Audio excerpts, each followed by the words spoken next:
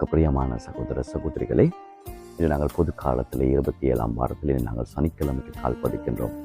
எனக்கு பிரியமான சகோதர சகோதரிகளை, இன்று வார்த்தையை நாங்கள் சிந்திக்கின்ற பொழுது அவ்வாறு நேற்றைய தினத்திலே நாங்கள் பார்த்த அந்த வார்த்தையை மக்களுக்கு அறிவிக்கின்ற பொழுது அந்த இடத்துல இருந்த ஒரு பெண் இயேசுவை நோக்கி, உன்னை கருத்தாங்கி பாலூட்டி வளர்த்த உன் தாய் பேர் பெற்றோர் என்று சொல்லுகின்ற பொழுது அவர் சொல்லுகிறார், இறை வார்த்தையை கடைப்பிடித்து வாழுகின்றவர் அதை விட மிகுந்தவர் அல்லது பேறு பெற்றவர் என்று.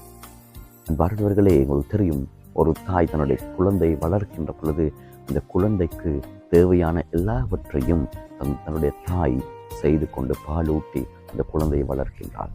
பால் இல்லாமல் அல்லது பாலூட்டாமல் ஒரு குழந்தையும் அதாவது இந்த சமுதாயத்திலே வாழ முடியாது. அந்த குழந்தை பிறந்தவுடன் தன்னுடைய தாயின் பாலை கட்டாயமாக குடிக்க வேண்டும்.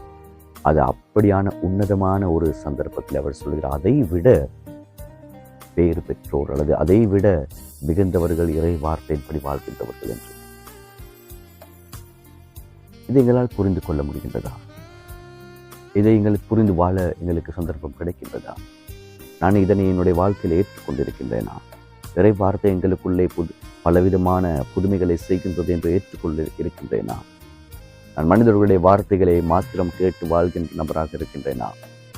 எனக்கு இறைவனுடைய வார்த்தை வாசிக்கின்ற பொழுது என் வாழ்க்கை என்னுள்ளே மாற்றங்கள் ஏற்படுகின்றதா? அல்லது இறை வார்த்தை வாசிக்கக்கூடிய அந்த தன்மை கூட என்னிடம் இல்லை. இறை வார்த்தையை வாசிப்பதற்கு என்னிடம் நேரம் இல்லை. இறை வார்த்தையை வாசிப்பதற்கு எனக்கு சந்தர்ப்பம் இல்லை என்று பல விதமான காரணங்களை சொல்லிக்கொண்டு நாங்கள் அதை புறக்கணித்து தட்டி கழித்து கொண்டு வருகின்றோம்.